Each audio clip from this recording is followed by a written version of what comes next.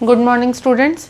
Last जो हमारी class हुई थी उसमें हम लोगों ने रबी और खरीफ क्रॉप्स के बारे में बात किया था। उसके बाद हम लोगों ने बात किया था कि कौन कौन से जो डिज़ायर्ड ट्रेट्स हैं किसी भी क्रॉप के अंदर होने चाहिए। ठीक है, तो हम लोग फर्स्ट वाले टॉपिक पे थे, यानी कि क्रॉप वैरायटी इम्प्रूवमेंट के अंदर हम ये सारी चीज़ें पढ़ रहे थे। आज वहाँ से आगे बढ़ते हैं। आज हम लोग देखते हैं कि क्रॉप वैरायटी को इम्प्रूव करने के टेक्निक्स क्या हैं, किस तरीके से क्रॉप की वैरायटी को इम्प्रूव किया जा सकता है।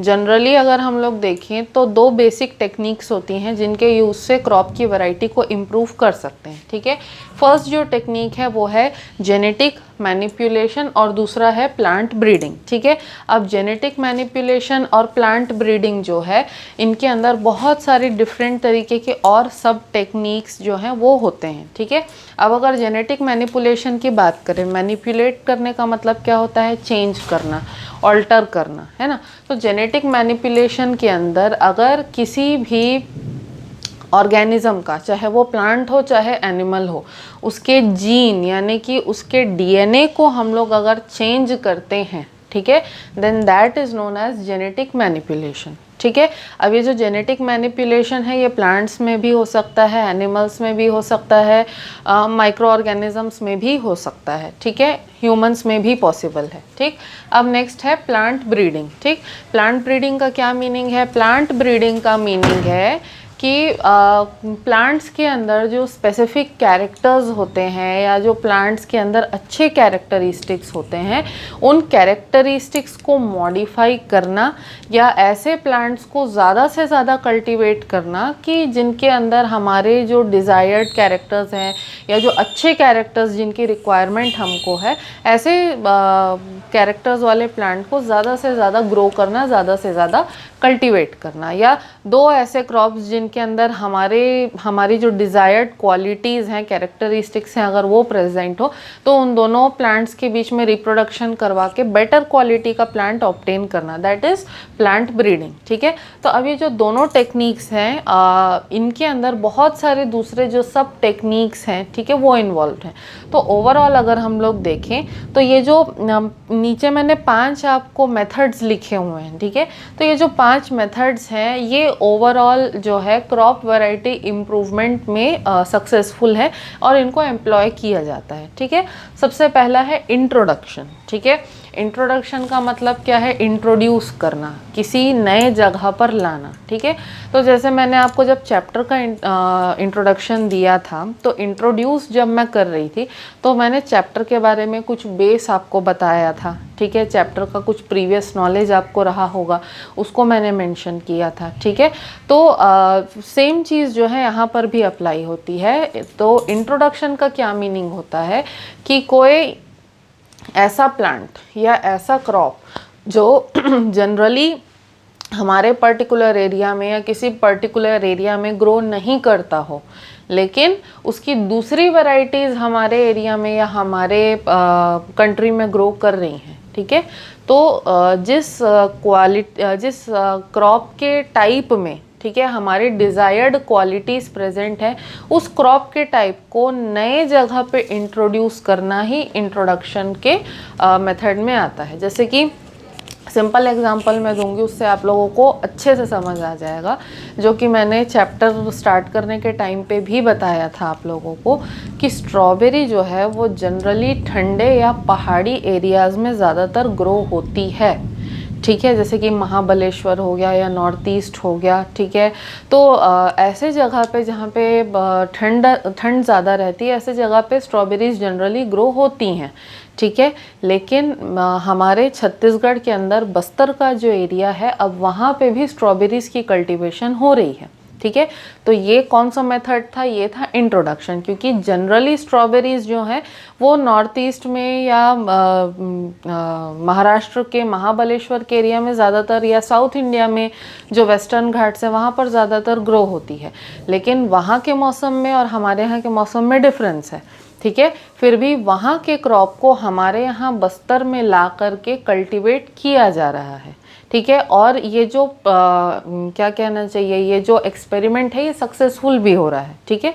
तो ये वाला जो मेथड है उसको हम कहेंगे इंट्रोडक्शन। ऐसे क्रॉप को इंट्रोड्यूस करना अपने एरिया में जो कि जनरली हमारे अपने एरिया में ग्रो नहीं करता हो।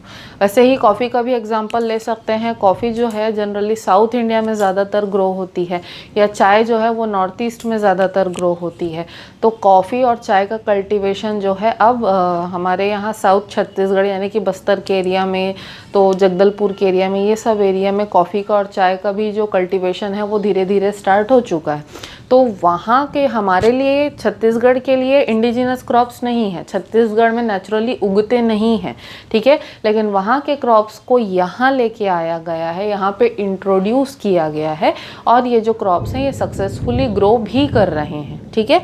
तो इस स्टेप को, इस मेथड को हम क्या कहेंगे, इंट्रोडक्शन, ठीक है।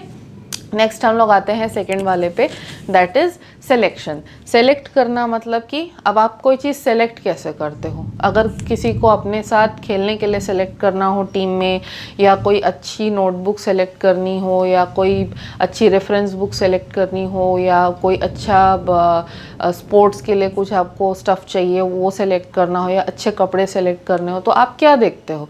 आप ये देखते हो कि भाई कोई फ़लाना अगर ड्रेस है, ठीक है, तो पहले वो मेरी साइज़ को फिट हो रहा है कि नहीं हो रहा है, उसका कलर कैसा है, ओवरऑल अपील कैसी है उसकी, if I would look good in it. तो बहुत सारी चीज़ों को आप ध्यान में रखते हो, फिर आप कोई एक ड्रेस जो है या कोई एक आउटफिट जो है उसको सेलेक्ट करते हो, ठीक है। तो सेम चीज़ जो है इस स्टेप में भी होती है। जैसे कि अगर कोई हम क्रॉप सेलेक्ट कर रहे हैं, ठीक है, तो उसके अंदर हमारी सारी डिज़ायर्ड क्वालिटीज़ जो हैं वो तो होनी चाहिए कि भाई इतना लंबा हो, इतना चौड़ा हो, मैच्योरेशन की डेट इसकी कम होनी चाहिए, जल्दी मैच्योर हो जाना चाहिए, ज़्यादा फूल हो या ज़्यादा फल हो, तो बहुत सारा क्राइटेरिया होता है, ठीक है। तो ऐसे क्राइटेरिया जो होते हैं वो हर चीज़ पे अप्लाई होते हैं। तो ऐसे क्रॉप को सेलेक्ट करना और उसी क्रॉप को कल्टीवेट करना कि जिसमें हमारे पसंद के सारे कैरेक्टर्स हों, उस प्रोसेस को हम कहते हैं सिलेक्शन, ठीक है। जैसे कि अगर मैं गोभी की बात करूं, ठीक है, अब गोभी तो कितने सारे टाइप की होती है, फूल गोभी होती है, फिर पत्ता गोभी होती, फिर गांठ गोभी होती है, ठीक है, फिर ब्रोकली होती है हमारे पास में, फिर हमारे पास लेटस होता है, ठीक है, वो भी गोभी की फैमिली को ही बिलोंग करता है। तो इतने अलग अलग डिफरेंट तरीके के हमारे पास गोभी के फैमिली के ही बहुत सारे प्लांट्स हैं, ठीक है। अब लेटस जो है, लेटस में भी वैरायटी है, ठीक है, एक अमेरिकन लेटस होता है, एक रोमेनियन लेटस होता है, फिर आइसबर्ग लेटस, इस तरीके से बहुत अलग अलग नाम के होते हैं, उसमें भी बहुत ज़्यादा वैरायटी होती है। हालांकि ये सारे के सारे जो हैं ये कैबेज फैमिली को ही बिलोंग करते हैं, ठीक है, ये सारे के सारे कैबेज फैमिली को ही बिलोंग करते हैं। तो इसके अंदर इतना वेरिएशन कैसे आ गया। जनरली ये सारे के सारे जो हैं, इन सब का फादर जो है वो एक है, जो कि है वाइल्ड कैबेज, ठीक है। वाइल्ड कैबेज जो है वो नेचर में नेचुरली बहुत पहले पाया जाता था, ठीक है। फिर कुछ लोगों ने देखा कि कुछ जो वाइल्ड कैबेज है उसमें छोटे छोटे फूल उगने आ गए हैं, ठीक है। अब उन्होंने बोला कि भाई ये तो फूल बहुत सुंदर हो रहे हैं देखने में, ये खाने में तो बहुत अच्छे होंगे, तो एक काम करते हैं हम ऐसे प्लांट्स को ही कल्टीवेट करेंगे कि जिसमें फूल आ रहे हैं, ठीक है। तो धीरे धीरे उन्होंने क्या किया, नीचे से उसके पत्ते छांटने शुरू कर दिए और सिर्फ फूल वाला जो पार्ट है उसको ग्रो करने दिया। तो धीरे धीरे जो है वो वाला प्लांट किस में कन्वर्ट हो गया, वो कन्वर्ट हो गया फूल गोभी यानी कि कॉलीफ्लावर में, ठीक है। फिर कुछ प्लांट उन्होंने वाइल्ड कैबेज में ऐसे देखा कि जिनके अंदर पत्ते जो हैं वो बहुत एक दूसरे के अंदर फोल्डेड थे, एक बर्ड के फॉर्म में थे, ईजिली ओपन नहीं होते थे, लेकिन खाने में बहुत अच्छे लगते थे। तो फिर उन्होंने उस क्वालिटी को उसकी कंजर्व किया और बोला कि भाई इसमें फूल नहीं उगने देना है, हमको पत्ते ही चाहिए। तो फिर वो धीरे धीरे वो जो वैरायटी है वो डेवलप होते होते नॉर्मल जो अभी हम लोग कैबेज खाते हैं उसमें डेवलप हुई। फिर बोला कि कोई सा कॉलीफ्लावर किसी ने ऐसा देखा कि जो इसका फ्लावर जो है वो पत्तों के जैसे ग्रीन कलर का है, तो उस वैरायटी को डेवलप किया, तो फिर वो जो है ब्रोकली बन गया। तो इस तरीके से कोई एक पर्टिकुलर कैरेक्टर जो है उस कैरेक्टर को सेलेक्ट करना और उस कैरेक्टर को सेलेक्ट करके उस वैरायटी के प्लांट्स को ही कल्टीवेट करना, that is known as selection, ठीक है। अब नेक्स्ट हम लोग आते हैं हाइब्रिडाइजेशन पे, ठीक है। कभी भी ये नाम सुना होगा कि सब्जियों में हम लोग बोलते हैं ना कि यार ये हाइब्रिड है, बोलते हैं कि नहीं पपीता हाइब्रिड है और ये कुमड़ा हाइब्रिड है और ये हाइब्रिड है वो हाइब्रिड है। हाइब्रिड होता क्या है? ठीक है, हाइब्रिड जो है वो दो प्लांट वैरायटीज़ को मिला करके बनाया गया तीसरा नया प्लांट है। ठीक है, क्या है? दो प्लांट वैरायटीज़ को मिला करके बनाया गया तीसरा नया प्लांट जो है that is known as the hybrid. ठीक है, तो हाइब्रिड जो है वो हम लोग बनाते किस लिए हैं? ठीक है, सपोज अपने पास है प्लांट ए, ठीक है, और दूसरा है अपने पास प्लांट बी। ठीक, अब हम लोग मान के चलते हैं कि दोनों फ्लावरिंग प्लांट्स हैं, दोनों फ्लावरिंग प्लांट्स हैं हमारे पास। ठीक है, अब प्लांट ए जो है इसमें कलर बहुत प्यारा आता है फूल का। ठीक है, फूल का कलर बहुत प्यारा आता है। और प्लांट बी जो है इसमें फूल का कलर तो उतना अच्छा नहीं आता लेकिन फूल का साइज़ बहुत बड़ा आता है। ठीक है, तो फिर किसी ने बोला कि भाई मेरे को ऐसा प्लांट चाहिए कि जिसमें प्लांट ए के जैसे सुंदर कलर भी हो और प्लांट बी के जैसे फूल का साइज़ जो है वो भी बड़ा हो। तो क्या करेंगे हम लोग क्या करेंगे कि प्लांट ए और प्लांट बी के बीच में रिप्रोडक्शन करवाएंगे। कैसा रिप्रोडक्शन? सेक्सुअल रिप्रोडक्शन करवाएंगे, क्योंकि जब तक डीएनए सीन में नहीं आएगा तब तक जो कैरेक्टर्स का ट्रांसफ़र है वो नहीं होगा, है ना, क्योंकि डीएनए जो है वो जेनेटिक मटेरियल होता है, तो बिना डीएनए के इन्वॉल्वमेंट के कुछ नहीं होगा। तो ये सेक्सुअल रिप्रोडक्शन से तो कुछ होगा नहीं। ठीक है, होगा किससे? सेक्सुअल रिप्रोडक्शन से होगा। तो क्या बोला गया कि प्लांट ए और प्लांट बी जो है, ठीक है, दोनों सेम वैरायटी के फ्लावर्स हैं। ठीक है, सेम है। जैसे कि अगर हम लोग फॉर एग्जांपल मान लेते हैं रोज़। ठीक है, रोज़ के प्लांट्स हैं दोनों। तो प्लांट ए जो है इसमें कलर बहुत सुंदर आता है और प्लांट बी में फूल का साइज़ बड़ा आता है। तो दोनों के बीच में भाई सेक्सुअल रिप्रोडक्शन करवाया। सेक्सुअल रिप्रोडक्शन करवाने के बाद में एज अ रिज़ल्ट क्या बनता है? प्लांट सी। ठीक है, तो भाई प्लांट सी के अंदर क्योंकि दोनों का डीएनए है तो दोनों के डीएनए का जो इफेक्ट है वो तो आएगा ही आएगा। तो प्लांट सी जो है उसमें क्या आएगा? प्लांट ए के जैसे कलर भी बहुत सुंदर आएगा और प्लांट बी के जैसे फ्लावर का जो साइज़ है वो भी बड़ा आएगा। ठीक है, तो this method is known as hybridization. ठीक है, अब हाइब्रिडाइजेशन जो होता है, ठीक है, हाइब्रिडाइजेशन के भी डिफरेंट टाइप्स होते हैं। ठीक है, डिफरेंट टाइप्स कैसे होते हैं हाइब्रिडाइजेशन के? कि जो हम लोगों ने यहाँ पे हाइब्रिडाइजेशन का एक्सपेरिमेंट देखा, ठीक है, तो ये 2-3 तरीक़ों से हो सकता है। कैसे हो सकता है?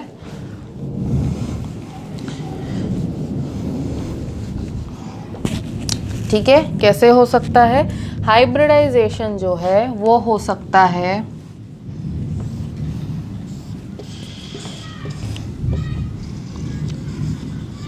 इंटर वेराइटल,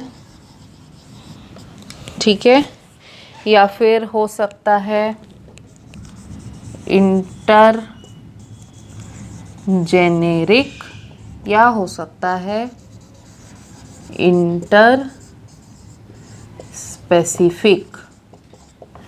ठीक है, अब कैसे हो सकता है हाइब्रिडाइजेशन? 3 तरीके से, या तो इंटर वेराइटल हो सकता है, या फिर इंटर जेनेरिक हो सकता है, या फिर इंटर स्पेसिफिक हो सकता है।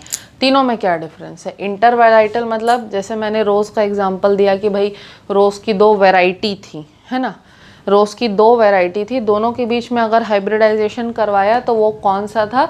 Inter varietal. तो कोई भी एक ही प्लांट है उसकी 2 वैरायटीज़ हैं। जैसे कि अगर हम लोग गुड़हल या हिबिस्कस का एग्जांपल ले लें, ठीक है, हिबिस्कस में कुछ में वाइट फ्लावर्स होते हैं, कुछ में रेड होते हैं, कुछ में पिंक, कुछ में ऑरेंज होता है, किसी में पीच कलर मिक्स होता है। तो इतने सारे कलर्स के डिफरेंट कलर्स के अपने पास हिबिस्कस है। तो मान के चलो रेड हिबिस्कस और वाइट हिबिस्कस के दोनों के बीच में अगर हम लोग हाइब्रिडाइजेशन कर देंगे तो वाइट और रेड मिल के क्या बन गया? पिंक बन गया। तो हो सकता है कि जो तीसरा प्लांट बने उसके अंदर पिंक फ्लावर्स हैं। ठीक है, तो इस तरीके का अगर हाइब्रिडाइजेशन हो रहा है तो उसको इंटर वेराइटल बोलेंगे। ठीक है, अब नेक्स्ट आता है इंटर जेनेरिक। ठीक है, इंटर जेनेरिक कैसे होगा? जब जीनस में डिफरेंस आ जाए। ठीक है, जैसे कि फॉर एग्जांपल ठीक है। फॉर एग्जाम्पल गोभी का ही एग्जाम्पल लेते हैं, ठीक है।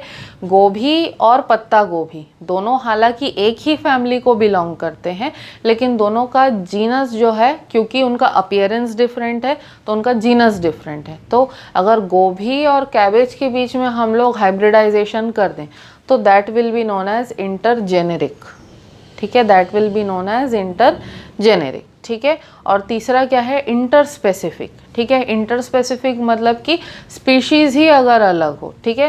जैसे फॉर एग्जांपल अगर मैं ले लूँ कि चावल है, ठीक है, चावल है और दाल है, दोनों के बीच में अगर हम लोग हाइब्रिडाइजेशन करवा देते हैं, अगर पॉसिबल तो होता नहीं है लेकिन अगर किसी तरीके से करवा देते हैं, ठीक है, then that hybridization will be known as interspecific hybridization, ठीक है।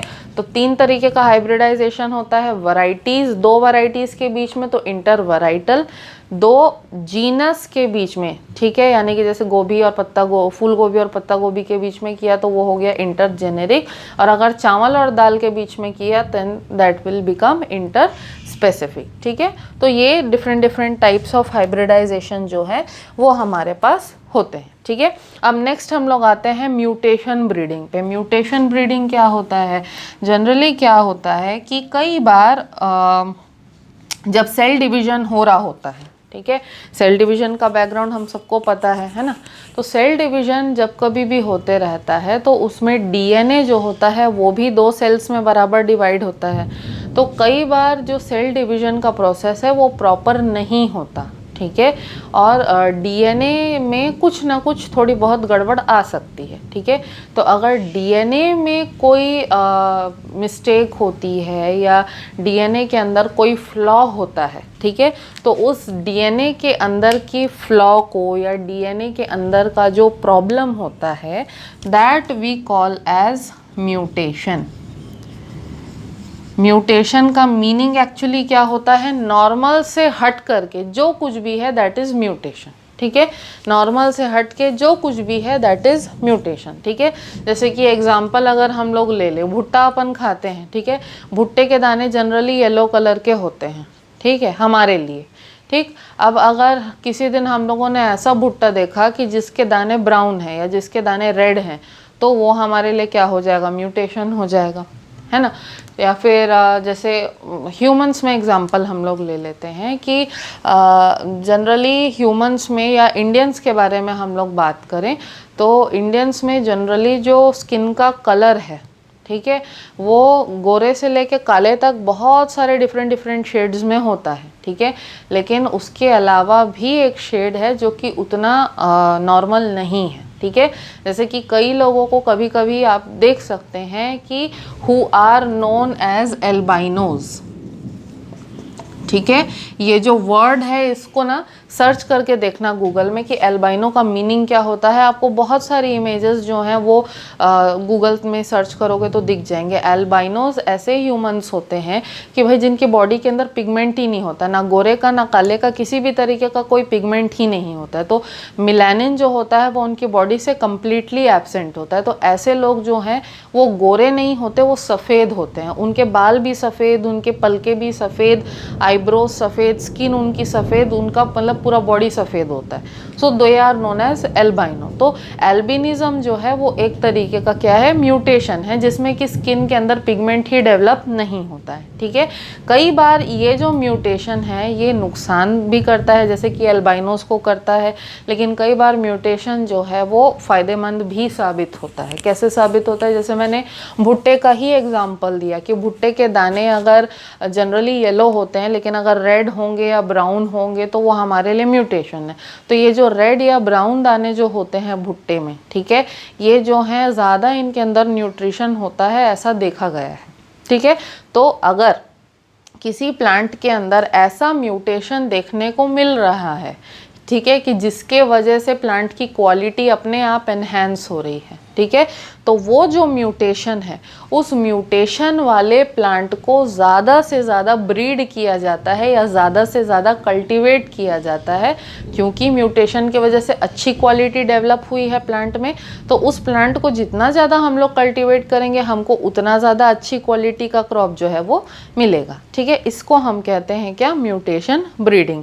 और फाइनली हम लोग आते हैं जो जिसको ब्रह्मास्त्र हम लोग बोल सकते हैं बायो की लैंग्वेज में, वो है रिकॉम्बिनेंट डीएनए टेक्नोलॉजी, ठीक है। रिकॉम्बिनेंट डीएनए टेक्नोलॉजी जो है वो इतना बड़ा बून है हमारे लिए कि हम मतलब मैं उसको एक्सप्रेस भी नहीं कर सकती, ठीक है।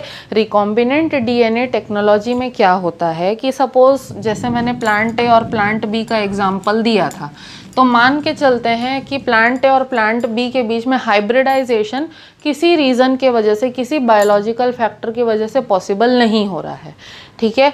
तो हमको तो क्या चाहिए, हमको तो अच्छी क्वालिटी चाहिए भाई, हमको प्लांट ए की अच्छी क्वालिटी चाहिए और प्लांट बी की भी अच्छी क्वालिटी चाहिए, ठीक है। तो रिकॉम्बिनेंट डीएनए टेक्नोलॉजी में क्या करते हैं कि प्लांट ए का जो डीएनए है और प्लांट बी का जो डीएनए है, दोनों के डीएनए में से सिर्फ वो पार्ट एक्सट्रैक्ट किया जाता है जिसमें हमारे काम का जीन है, ठीक है। तो जैसे मैंने कलर और फ्लावर के साइज का ही एग्जांपल दिया, उसी को कंटिन्यू करते हैं कि प्लांट ए का कलर अच्छा है और प्लांट बी में फ्लावर का साइज बड़ा है, ठीक है। तो जितना डीएनए प्लांट ए और प्लांट बी के अंदर है, डीएनए में कुछ एक स्पेसिफिक लोकेशन होगा, ठीक है, जहाँ पर कलर का जीन प्रेजेंट होगा या जहाँ पर साइज़ का जीन जो है वो प्रेजेंट होगा। तो मान के चलते हैं कि यहाँ पे कलर का जीन प्रेजेंट है और यहाँ पे जो है साइज़ का जीन प्रेजेंट है, ठीक है। तो रिकॉम्बिनेंट डीएनए टेक्नोलॉजी में हम क्या करेंगे कि हमारे पास ऐसे टूल्स होते हैं, ऐसे टेक्निक्स होते हैं कि सिर्फ इतना और इतना डीएनए का जो पार्ट है वो हम लोग प्लांट ए और प्लांट बी के सेल्स में से काट के अलग कर सकते हैं, ठीक है। तो प्लांट ए के डीएनए को कट किया और इतना सा जो डीएनए है निकाल लिया जितना हमारे काम का था, और प्लांट बी का जो डीएनए है उसको भी कट किया और हमारे काम का जितना सामान था, जितना डीएनए था वो निकाल लिया। अब ये दोनों डीएनए को हम लोग क्या कर देंगे, प्लस कर देंगे, यानी कि एक दूसरे से जोड़ देंगे। तो इनको जोड़ने से एज अ रिज़ल्ट एक नया डीएनए बन गया, ठीक है। अब ये जो डीएनए है इसको वापस से हमको प्लांट में डालना है। किस प्लांट में, चाहे तो प्लांट ए में भी डाल सकते हैं, बी में भी डाल सकते हैं, या तीसरे प्लांट में हम लोग डालेंगे, प्लांट सी में डाल देंगे। हालांकि ये सभी सेम वैरायटी के ही होंगे, ठीक है। तो अब क्या हुआ, ये जो नया जीन बना, यहाँ पे बता रही हूँ मैं, ठीक है। अब ये जो नया जीन अपने पास बन गया, इसको हमको मान लेते हैं कि प्लांट सी में डालना है, ठीक है। तो ऐसा तो है नहीं कि भाई ये कोई क्रीम है कि उसको प्लांट सी के ऊपर घस दो तो प्लांट के अंदर चला जाएगा, ऐसा तो है नहीं, ठीक है। तो ये जो हमारा डीएनए है, ठीक है, इस डीएनए को हम लोग बोलेंगे रिकॉम्बिनेंट डीएनए, ठीक है। इसको हम लोग क्या बोलेंगे, रिकॉम्बिनेंट डीएनए, क्योंकि दो प्लांट्स के डीएनए को रिकम्बाइन किया है, दो प्लांट्स के डीएनए को रिकम्बाइन किया है, इसीलिए हम लोग इसको क्या बोलेंगे, रिकॉम्बिनेंट डीएनए, या फिर इसको हम लोग शॉर्ट में आरडीएनए भी बोल सकते हैं, ठीक है। अब ये आरडीएनए बन गया, तो इसको हमको प्लांट में डालना है। कैसे डालेंगे, हम लोग सबसे पहले क्या करेंगे, इस आरडीएनए को हम लोग किसी बैक्टीरिया के अंदर इंसर्ट कर देंगे। कैसे, बैक्टीरिया के अंदर भी डीएनए प्रेजेंट होता है, ठीक है। तो मान के चलते हैं कि ये डीएनए की साइज़ होगी, कुछ तो साइज़ होगी, उतने साइज़ का जो पोर्शन है वो हम बैक्टीरिया से पहले हटा देते हैं। बैक्टीरिया के डीएनए में से उतने ही साइज़ का जो पोर्शन है उसको हटा देंगे। उसके बाद ये जो हमारा आरडीएनए है उसको इस जगह पे हम लोग क्या कर देंगे, इंसर्ट कर देंगे, ठीक है। अब ये जो बैक्टीरिया है ये जाएगा और ये जा कर के प्लांट सी जो है उसको एंटर करेगा। अब बैक्टीरिया के प्लांट सी के अंदर जाने के भी बहुत टेक्निक्स हमारे पास हैं, अभी हम लोग डिटेल्स में नहीं जाएंगे क्योंकि आप लोग को नहीं समझ में आएगा, ठीक है। आरडीएनए बनाए प्लांट ए और प्लांट बी से लेके, ये रिकॉम्बिनेंट डीएनए जो है किसके अंदर डाला, बैक्टीरिया के अंदर, ये बैक्टीरिया जो है ये किसके अंदर जाएगा, प्लांट सी के अंदर जाएगा, ठीक है। फिर ये जो बैक्टीरिया गया प्लांट सी के अंदर, तो बैक्टीरिया क्या करेगा कि ये जो डीएनए था इसको किसके पास ट्रांसपोर्ट कर देगा, प्लांट सी के डीएनए के पास ट्रांसपोर्ट कर देगा।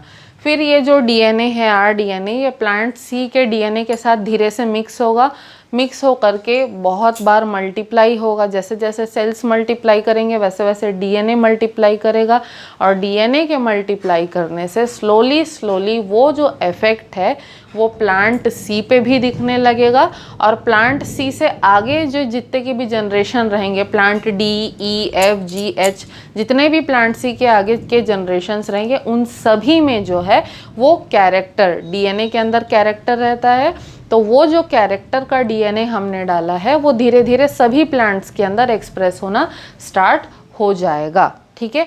तो हो सकता है प्लांट डी या प्लांट ई के अंदर फ्लावर का कलर भी बहुत सुंदर बन जाए और फ्लावर का साइज़ भी बड़ा हो जाए, है ना। तो ये जो मेथड होता है, this method is known as recombinant DNA technology.